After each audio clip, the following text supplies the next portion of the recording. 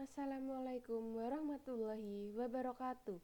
Perkenalkan, nama saya Anggi Oktavia Putri, NRP 0919040032 dari program studi D4 Teknik Otomasi. Pada kesempatan kali ini saya akan mempresentasikan tentang IoT Data Protocol MQTT. Sebelum menginjak lebih jauh, kita artikan dulu arti dari protokol, yaitu peraturan atau prosedur untuk mengirimkan sebuah data pada perangkat elektronik.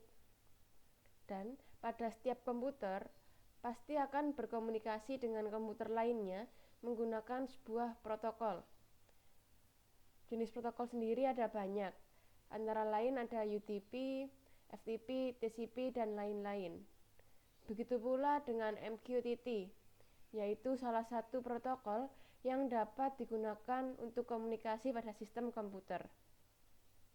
Oke, kita lanjut ke MQTT atau Protocol Message Queuing Telemetry Transport, yaitu protokol yang berjalan pada di atas stack TCP or IP dan mempunyai ukuran paket data dengan low overhead yang kecil, yaitu minimum 2 byte, sehingga berdampak pada konsumsi yaitu daya yang juga cukup kecil.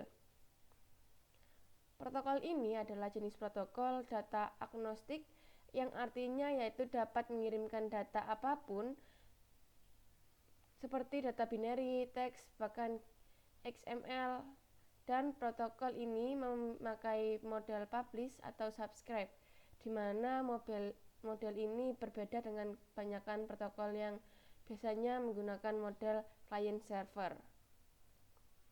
Secara default, protokol MQTT berjalan pada TCP or IP port 1883. Protokol ini banyak digunakan pada komunikasi machine to machine atau disingkat dengan M2M dan IoT. Hal ini dikarenakan MQTT cocok digunakan pada perangkat yang memiliki keterbatasan kemampuan dalam hal lebar pita pengiriman data maupun terbatas pada keandalan pengiriman datanya. MQTT yaitu sebuah protokol berbasis pesan dengan alamat dari suatu pesan secara spesifik disebut sebagai topik. Oke, selanjutnya kita masuk ke sistem kerja MQTT. Sistem kerjanya yaitu menerapkan publisher dan subscribe data. Jadi di sini ada sebuah gambar, yang sebelah kiri yaitu publisher, yang tengah yaitu publish dan subscribe-nya atau MQTT broker, dan yang kanan yaitu subscriber. Jadi pada penerapannya device akan terhubung pada sebuah broker yang di tengah dan mempunyai suatu topik tertentu. Seperti itu. Kita next. Selanjutnya yaitu block publisher, yaitu yang pada kiri gambar ya teman-teman. Terdapat beberapa sensor, seperti contoh terdapat sensor A, B, dan C.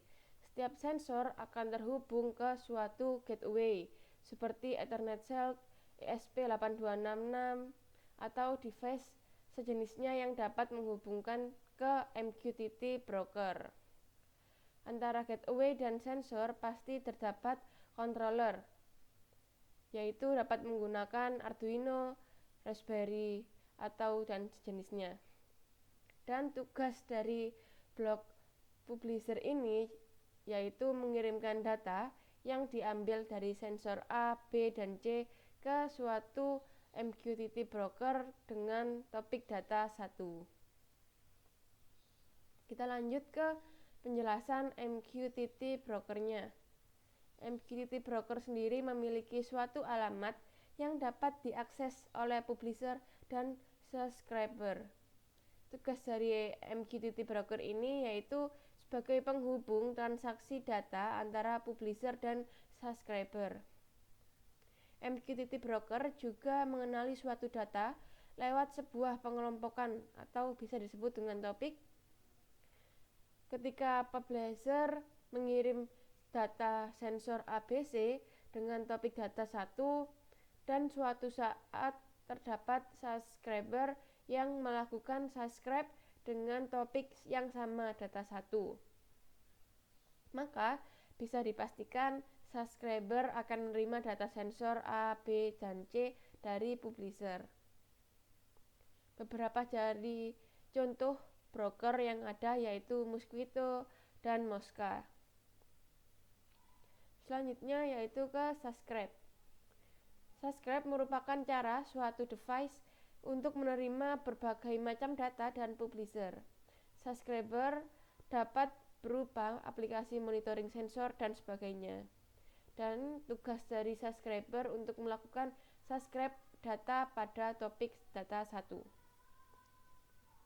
Setelah mendapatkan data yang berupa nilai sensor A, B, dan C dari publisher, kita dapat mengelola data-data tersebut untuk dimasukkan ke dalam database, lalu dianalisis atau dapat kita proses menjadi sebuah sistem monitoring yang terstruktur dan memiliki nilai jual.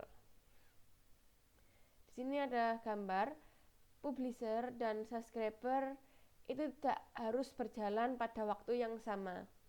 Publisher bisa mempublish sebuah message, baru kemudian subscriber dijalankan belakangan. Operasi ini bersifat asinkronus, yaitu maksudnya publisher tidak perlu menunggu sebuah message diterima oleh subscriber untuk bisa melakukan pengiriman data berikutnya. Sekian dari saya. Terima kasih dan mohon maaf bila ada kesalahan kata. Terima kasih. Wassalamualaikum warahmatullahi wabarakatuh.